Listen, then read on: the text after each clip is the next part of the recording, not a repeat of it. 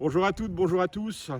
Bienvenue dans ce nouveau numéro de Canal Turf. On prend un peu l'air, c'est pas parce que nous sommes tous confinés qu'on ne peut pas sortir, mettre le nez dehors. Après tout, le sport hippique, c'est un sport d'extérieur. Vous êtes de plus en plus nombreux à nous suivre et nous écouter. Merci.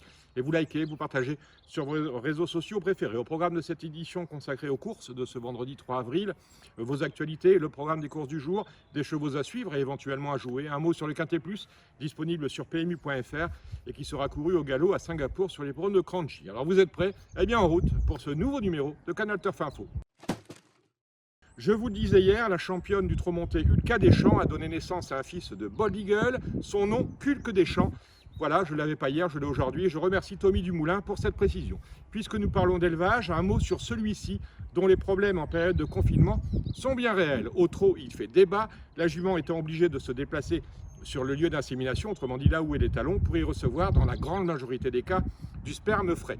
Beaucoup d'éleveurs demandent la possibilité d'utiliser des paillettes, du sperme congelé, autrement dit, cela afin d'éviter les déplacements et de pouvoir inséminer à domicile, entre guillemets.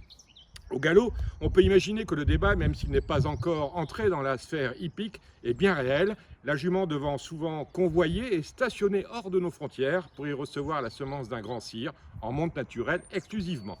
Par ailleurs, le trot envisage d'élargir au-delà du 15 juillet, date limite pour faire saillir une jument. On parle notamment d'un délai allongé cette année jusqu'au 30 juillet.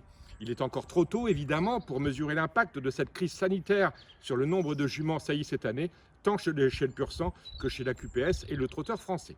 La Suède fait toujours de la résistance avec son programme de course. Les trotteurs, on le sait, y poursuivent leur activité comme si de rien n'était, tandis que les pur sang feront leur grande rentrée le 5 avril prochain. Pourquoi la Suède et pas la France, me direz-vous? Eh bien, la Suède est un pays presque aussi grand que le nôtre, que la France, mais il est, avec 10 millions d'habitants, 7 fois moins peuplé. C'est un début d'explication que je livre à votre réflexion. Cela nous amène tout droit au programme de ce vendredi 3 avril. Ce vendredi 3 avril, vous allez pouvoir parier sur 62 courses sur 8 hippodromes différents. Il y aura ainsi des courses dès 9 h le matin jusqu'au lendemain sur le coup d'1h30, autrement dit pratiquement 16 heures de course. Je ne vais pas passer en revue tous les hippodromes, il y en a beaucoup, mais sachez que nous irons à Singapour, nous irons en Suède, nous irons en Australie. Et si leurs champs de course parviennent à échapper au confinement renforcé ces jours-ci outre-Atlantique, nous irons aux États-Unis. Le Quintet, lui, se court à Kranji avec 11 partants au départ d'une classe 1 avec un départ à 15h20. Notre équipe ne chôme pas pour vous livrer ses meilleurs pronostics que vous trouverez sur le site dans vos rubriques habituelles. À Kranji, vous ferez attention au 805 Sacred Gift, un abonné au succès monté par un jockey vedette. On suivra aussi le jockey français Louis Beuzelin en selle sur 2 bonnes chances, le 302 Moongate Star et le 604 Prime Time. À Cranbourne, le 411 Ostara va confirmer la 3e place obtenue sur ce parcours. À Bolnas, vous mettrez une pièce sur le 206 Recall River.